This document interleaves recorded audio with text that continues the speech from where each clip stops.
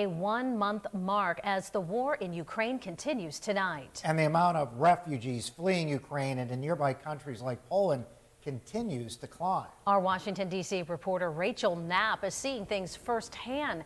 Erie News Now sent her to Warsaw, Poland. And Rachel, you've been in the city for just about 24 hours now. What have you witnessed so far?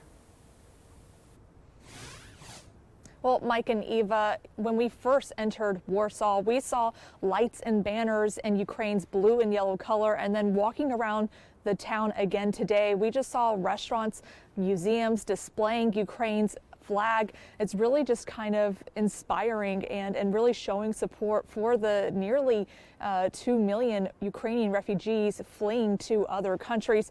And we're seeing today for the firsthand how Poland is helping the Ukrainian refugees. In one Warsaw municipal building, the waiting room is full. So they have two types of clients here.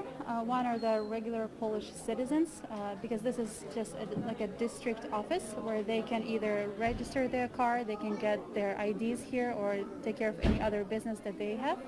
And the second type of clients are the refugees. The city office has become a place where Ukrainian refugees get help with obtaining a Polish ID and enroll their kids in school. But on the other side of the building is a makeshift humanitarian site. Polish workers bag groceries, toiletries, baby food, and even have strollers for the Ukrainian refugees. All of these supplies have been donated by the locals, and we're told the donations keep coming in. Officials say they can process about 80 refugees each day at this site, but many more show up and are told to return the next day, or they can come here. We're outside of Warsaw's main soccer stadium, and as you can see right behind me, there's a long line of Ukrainian refugees, and what they're doing here is they're waiting to get their Polish ID number, which would help them basically get any medical assistance as well as some cash while they're staying here in Poland. Now, we spoke with one woman who's been waiting in line since early this morning. Natalia is from a southern Ukrainian city. She fled her home on February 24th. She says she was very lucky to escape. There was helicopters with a red star that landed on the Ukrainian soil.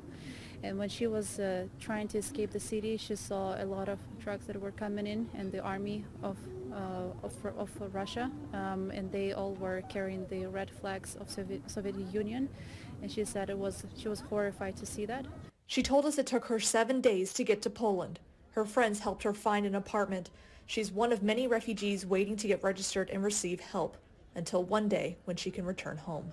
She definitely hopes to go back home once she can, because she dreams about free and democratic country of Ukraine. Speaking with refugees like Natalia, you can just tell how tired and exhausted they are. I mean, just hearing from Natalia herself, she made that long journey here to Poland, and they really only consider Poland a temporary stay. But we're going to be following their journey while we're here in Poland. So reporting live for Erie News Now, I'm Rachel Knapp. Rachel, we are glad that you and our videographer Brian Schneiders are safe there, and they will be covering the refugee crisis from Warsaw, Poland all week long. And we'll bring you that coverage all this week and next.